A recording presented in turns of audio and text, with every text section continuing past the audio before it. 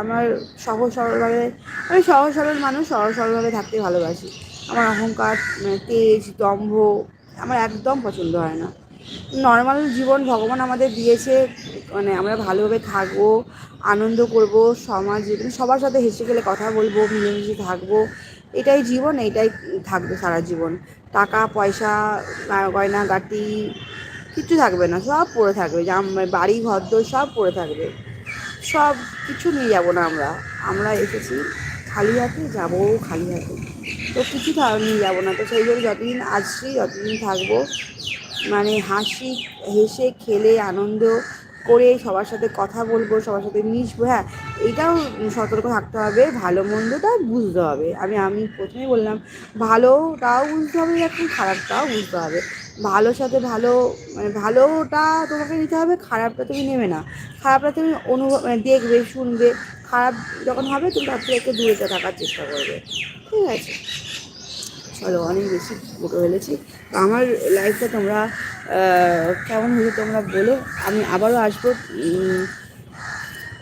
Time পেলে বলবো না, আমি চলে আসবো। আমি অ্যাকচুয়ালি যদি কথা বলতে পারি না অবশ্য ঠিকই, কিন্তু যদি কিছু ভুল হয়ে থাকে আমাকে, কী বললাম, বোন, বন্ধু, দিদি, বোন ভেবে আমাকে ক্ষমা করে দিও।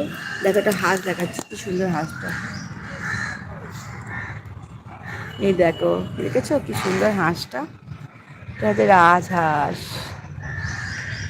দেখেছো কি সুন্দর হাঁটছে, গুটি গুটি গুটি গুটি পায়।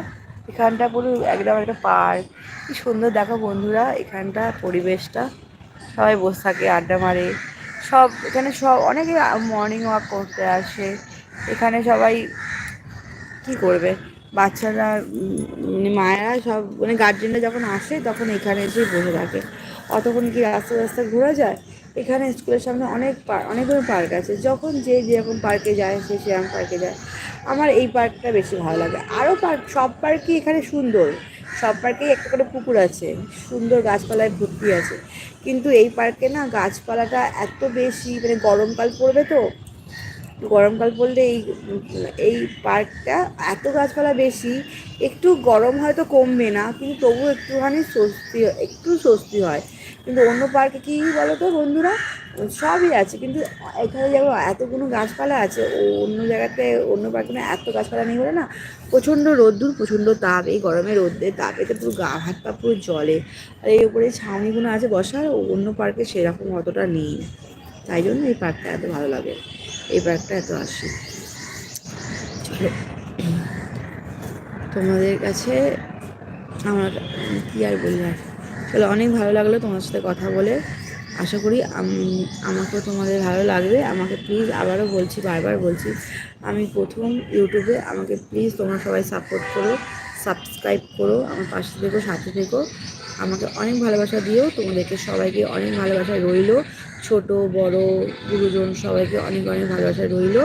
তো আমার ভুল খারাপ কিছু হলে আমাকে তোমরা সবাই ক্ষমা করে দিও, পাশে থেকো। চলো, টাটা, বাই। আবারও দেখা হবে। আমি বলতে পারছি না কবে আমি আবার লাইভ করব, কিন্তু আশা করি আমি যখন একবার লাইভ করেছি, তো আমি আবারও লাইভ করব।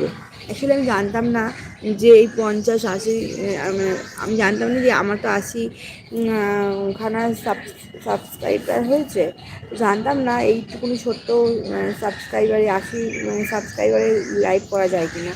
তো একটা দাদা থেকে আমি জানতে পেরেছি কিছুদিন আগে, সেই দাদাকে সবাই চেনে, ইউটিউবে সে একটা বড় একটা মানে গণ্যমান্য ব্যক্তি ইউটিউব চ্যানেলে। সে অনেক, তারা অনেক ফলোয়ার্স, সে খুবই ভালো মানুষ একটা। তিনি আমাকে বললেন যে আমাকে লাইভ করতে, কারণ আমার নাকি 50 সাবস্ক্রাইবার হয়ে গেলে নাকি লাইভ করা যায়। আমি অবশ্য সত্যি বলছি, আমি ইউটিউবে কিচ্ছু জানি না। তোমরা যদি কিছু জানো প্লিজ আমাকে একটু হেল্প করো, আমার পাশে থেকো। আমি নতুন তো, আমি কিছু বুঝতে পারছি না কী করে মানে ভিডিও পোস্ট করতে হয়, সেরকম মানে খুব খুব ভালো করে জানি না কী করতে হয় না করতে হয়। ওই একটুখানি এইদিকে, মানে তোমাদের দেখে দেখে এই করে করে আমি মোটামুটি করছি।